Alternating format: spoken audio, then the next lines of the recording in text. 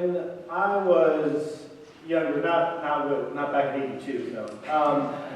When I was a young boy, I was in middle school, and I got ran over by a car.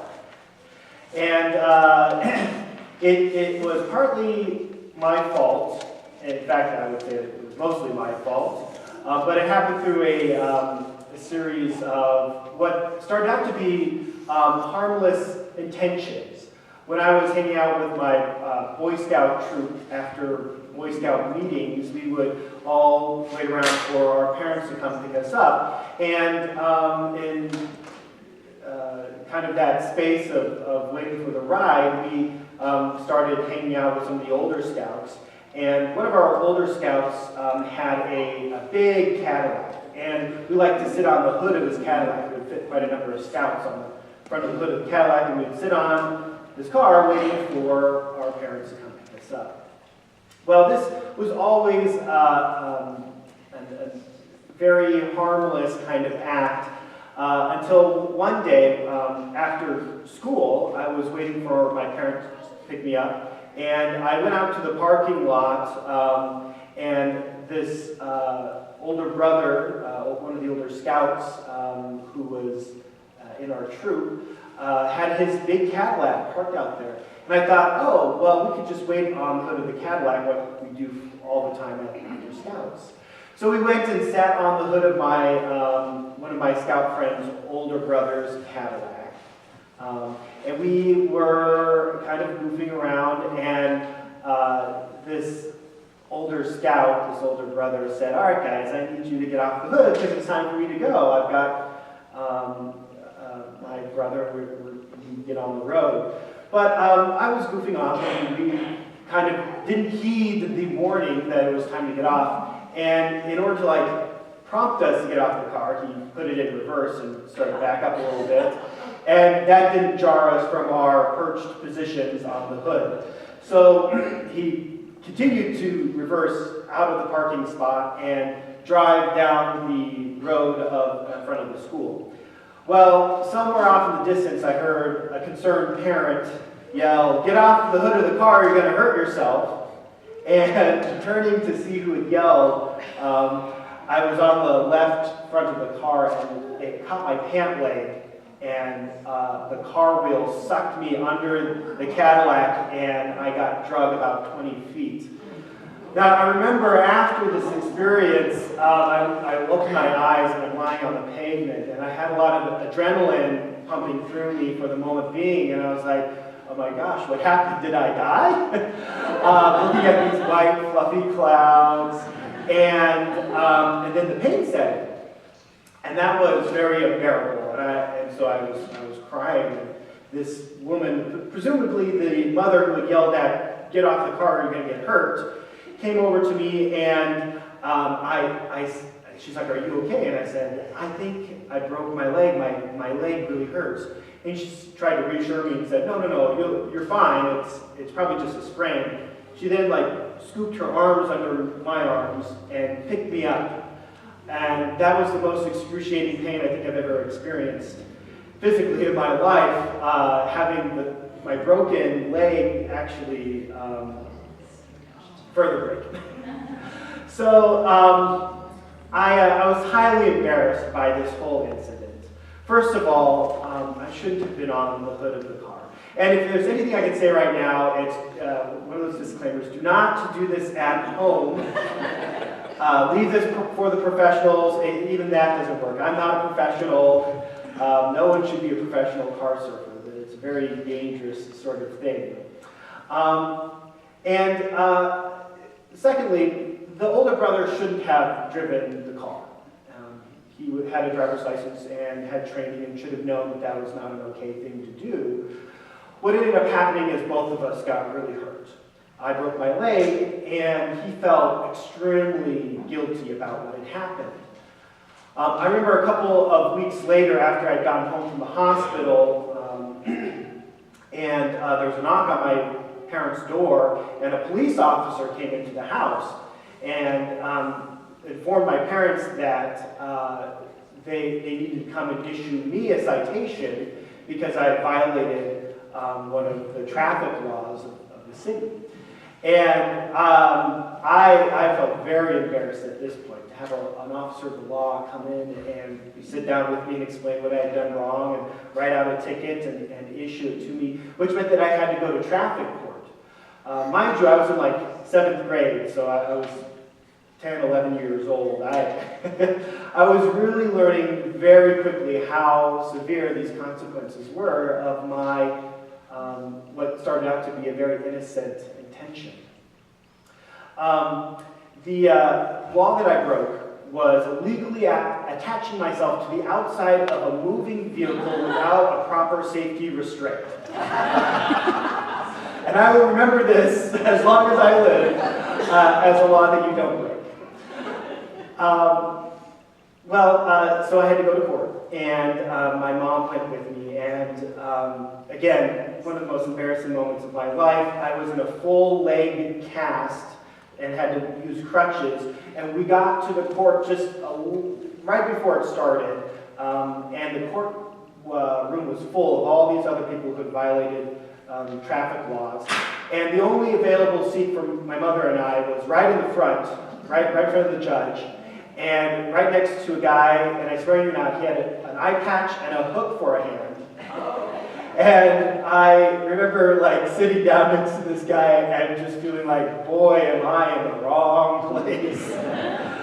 And the judge called up other defendants and then called me up and said, young man, what are you here for? And I said, well, there's a traffic violation. So he read the traffic violation number, and he's like, I've never seen that one before. I'm going to have to look it up. So he reached under his table and pulled up this big law book and opened it and flipped through all the pages and found it is against the law to illegally attach yourself to the outside of a moving vehicle without proper safety restraint.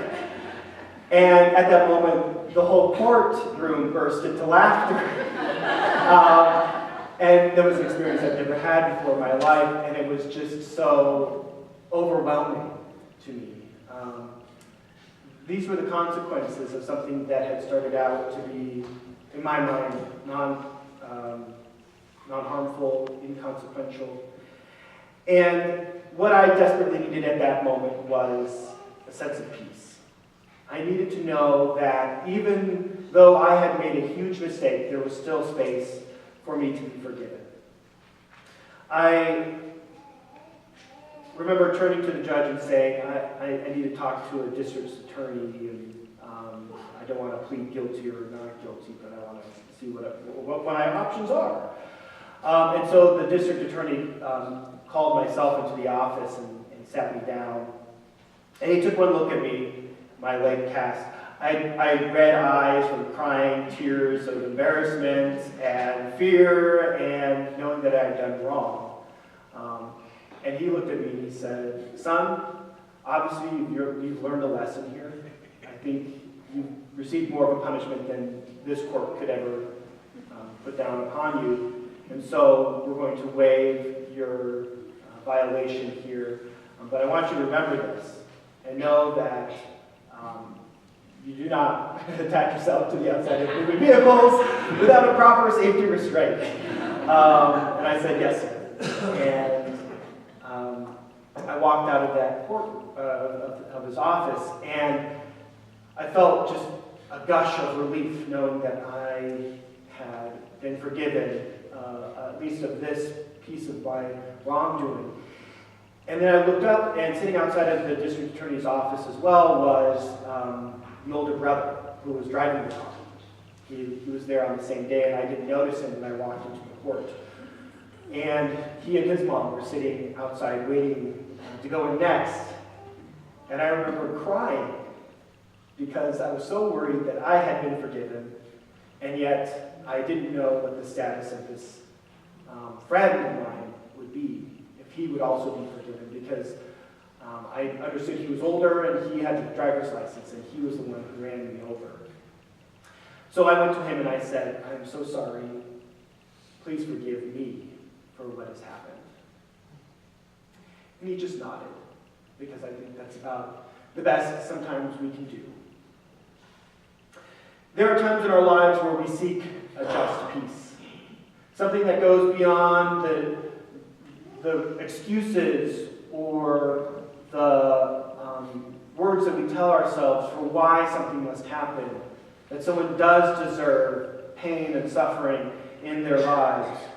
I believe in a God who doesn't wish for pain or suffering for any of us. And yet we live in a world where there is brokenness and pain and suffering does exist. My simple story of getting hurt and injured and seeing a friend of mine get hurt and injured as well and trying to find a way through that reminds me that the beginning of any sort of peace in our hearts and in our lives begins with those words, "Forgive me. Forgive me." I believe that even the great big things that happen in our world can be addressed by those simple phrases, those simple words. Forgive me. When we speak about being a just peace church, most of the materials that we come across begin with this kind of concept of forgiveness. In fact, in our Christian faith, forgiveness is one of the most essential acts that we can ever do or take. We pray it in the Jesus prayer, the Lord's Prayer, every Sunday. Forgive us as we forgive others. And in today's scripture, we hear how Jesus says to respond to the disciples, we don't forgive just 7 times, but 77 times. See, that response of Jesus's is so ridiculous. It's so outlandish. It's so radical. Who in their right mind would ever forgive someone 77 times? It's just such a big, absurd number. But the point of it is, for Jesus and for us, is that if we are ever to seek peace in this world, it is to begin with the way in which we forgive one another. We seek forgiveness with one another. In a couple of months, we're going to have Susan Brooks-Thistlethwaite, who is going to be our inaugural Holmgren Lectureship speaker. She'll be here to present on a couple of lectureships and will preach for us on Sunday, April 15th. And she'll be talking about the ways in which we can be seeking peace and justice in this day and age. One of the first books that she helped contribute to is called A Just Peace Church, which she wrote as a seminary professor for the United Church of Christ. She was the editor for it. And she addresses the way in which not only we as persons of faith, but as a society need to be thinking about and seeking peace. She writes that a just peace is our understanding of God's will for humankind. The definition of just peace is based on the concept of peace expressed by the Hebrew word shalom, as it is used biblically. The Old Testament scholar Gerard von Rad defines shalom not as some inner, personal, pietistic possession, but as a communal well-being in which God's creation is justly ordered. It is a state of existence in which all aspects of God's creation play their individual roles harmoniously for the good of the whole. Often the peace to which most people refer when they use the word peace is symptomatic of the absence of the real peace, a just peace, which Jesus referred to when he approached the great city of Jerusalem.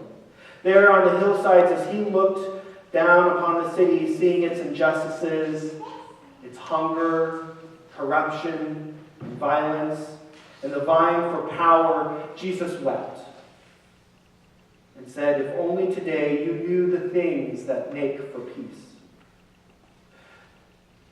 Susan Thistlethwaite says that peace is not merely the absence of war, but the presence of just social relationships. You see, in my experience, it wasn't enough that I had been forgiven by the district attorney of my wrongdoing. My heart was still not at peace because I knew that my brother, my friend, the one who I had lived and laughed and worked with, was about to go in and find out what his punishment would be. And I could not be at peace because I did not know if he would be forgiven as I had been forgiven. That's the social construct that Susan Brooks Thistlequake talks about. It's not just about how we experience peace in our own lives, but how we assure that it is not just a peace for us. It is indeed a peace for the whole world. A peace that goes outward and beyond. It's a peace across nations. It's a peace across neighbors. It's a peace that passes through our families and our relationships and our loved ones.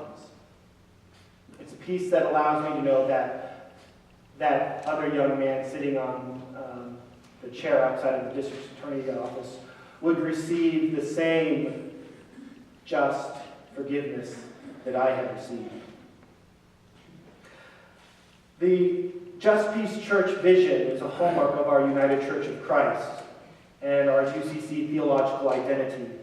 For over 3 decades, the Just Peace Church pronouncement has informed the UCC witnesses across the life of the church and inspired a grassroots movement of UCC congregations committed to corporately naming and boldly proclaiming a public identity as justice-doing, peace-seeking church. The Just Peace pronouncement, which was affirmed in 1985 at the 15th General Assembly in Ames, Iowa, articulated for the first time a UCC position on war and peace as distinct from other historical Christian approaches, namely theories and practices of crusade, pacifism, and a just war. You see, a just peace asserts that war can never be just. It will never be fair to anyone, even those not affiliated with that war. And so the UCC created these theological affirmations for a just peace in this 1985 pronouncement. Number 1, a just peace is grounded in God's activity in creation. Creation shows the desire for God to sustain the world and not destroy it. The creation anticipates what is to come, a history-long relationship between God and humanity and the coming vision of shalom. Number 2, a just peace is grounded in the reconciling activity of Jesus Christ. Human sin is a rejection of the covenant of friendship with God and with one another, and the creation and perpetuation of structures of evil. Through God's own suffering love in the cross, the power of these structures has been broken and the possibility for relationship restored. Number 3, a just peace is grounded in hope. Shalom is the vision that pulls all creation toward a time when weapons are swept off the earth and all creatures lie down together without fear, where all have their own flag, own fig tree, and dwell secure from want. As Christians, we offer this conviction to the world that peace is possible. As Christians, we offer that vision to the world, that peace is indeed possible. Peace is possible, and I experienced it that day many years ago as a 7th grader. I didn't realize what my intentions would be that were initially harmless and sitting on the hood of one of my friend's car, but it led to a series of events that really caused a lot of pain and suffering in the world. I'm grateful that forgiveness was offered to me and that I was able to offer forgiveness because it was a pathway that set me on the road to peace and peace in my heart. When I encounter times of brokenness and hurt in my life, I'm reminded that forgiveness comes first. If we're ever going to find peace, we must set ourselves to forgive. And I wanted to close my sermon this morning by offering a song that has meant a lot to me when I feel like I've done something wrong and I need to seek some forgiveness. There's a folk singer called John McCutcheon. He writes a song called Forgive Us. And I'm going to play it here for you. I tried desperately to get it plugged into the back, but you'll forgive me if you can while I play it here on my phone.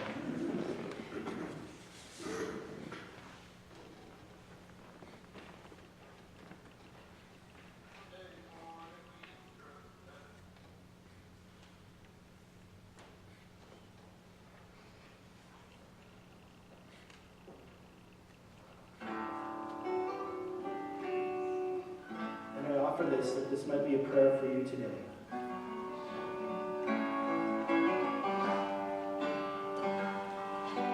Little town that I was born in, early every Sunday morning we'd drive past those fields of corn that led us to St. James.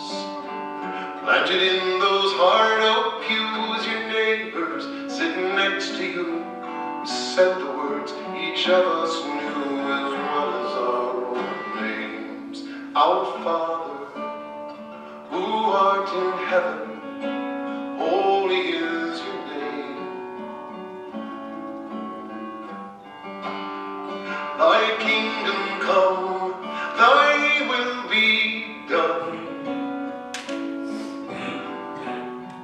Give us this day our bread. Then came the hardest part, the one that troubled every heart, those haunting words of mystery that long have followed after me. Forgive us as we forgive, forgive us as we forgive, forgive us as we forgive each other. In the long years since those days, my soul and heart have often strayed, but still I bow my life to pray those sweet, familiar words. Though the meanings shift and dart, whenever I come to that part, it stirs my soul, it stills my heart like nothing I have heard. Forgive us as we forgive, forgive us as we forgive, forgive us as we forgive each other. Oh, forgive us as we forgive, forgive us as we forgive, forgive us